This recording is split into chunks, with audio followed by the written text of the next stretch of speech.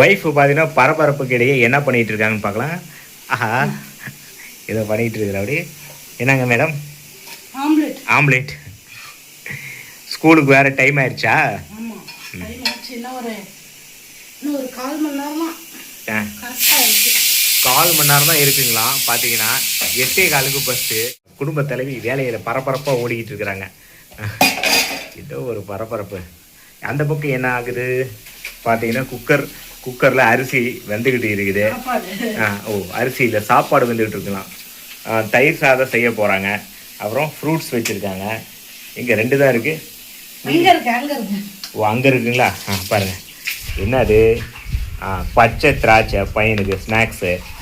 இது என்ன omelette? Omelette வந்து தயிர் சாதத்துக்கு கடிச்சிக்கிறதுக்குங்களா?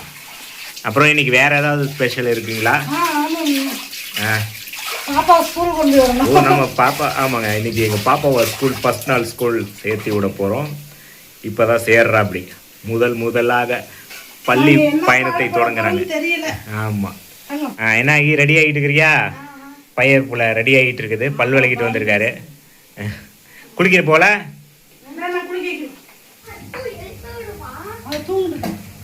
பையன் வந்து பார்த்தீங்கன்னா இப்போ ரித்துவை எழுப்பி விட்றதான். ஏன்னா அவர் ஸ்கூலுக்கு போகலாம், அவங்கள எழுப்பி விட்டாங்க. ஏன் ரித்து எழுப்பி விடணுமா சாமி?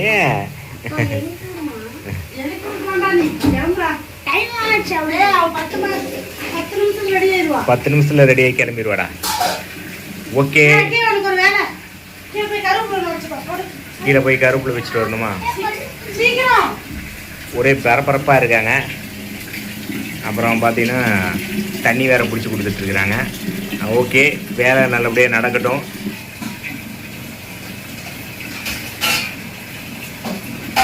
ஒரு 5 நிமிஷம் அதை கிளம்புற டைம் ஒரு 2 மணி நேரம் வந்து கடன்னு வேலை செய்யணும். இல்லைன்னு பஸ்ஸு போடும். பஸ்ஸு போயிடுச்சுன்னா நாம் தான் ஸ்கூலுக்கு 15 கிலோமீட்டர் கொண்டு போய் விட்டுட்டு வரணுங்க. அதுக்கு தான் இந்த பாடு. ஓகேங்க, பாய்.